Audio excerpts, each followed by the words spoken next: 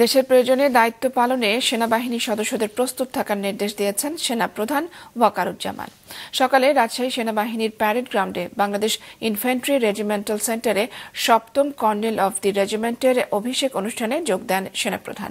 এর মধ্য দিয়ে তিনি বাংলাদেশ ইনফ্যান্ট্রি রেজিমেন্টাল সেন্টারের অভিভাবকত্ব গ্রহণ করেন। তিনি একবিংশ শতাব্দীর চ্যালেঞ্জ মোকাবেলায় প্রয়োজনীয় যুদ্ধাস্ত্র এবং সরঞ্জাম যোগানের পাশাপাশি রেজিমেন্টের সদস্যদের উন্নত প্রশিক্ষণ দেওয়ার আশাবাদ জানান।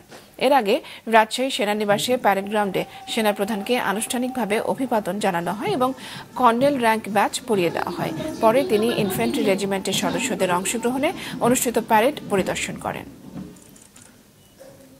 আমি আশা করব বাংলাদেশ ইনফ্যান্ট্রি রেজিমেন্টের প্রতিটি সদস্য তাদের উপর অর্পিত দায়িত্ব সর্বোচ্চ শৃঙ্খলা এবং পেশাদারিত্বের সাথে পালন করবে।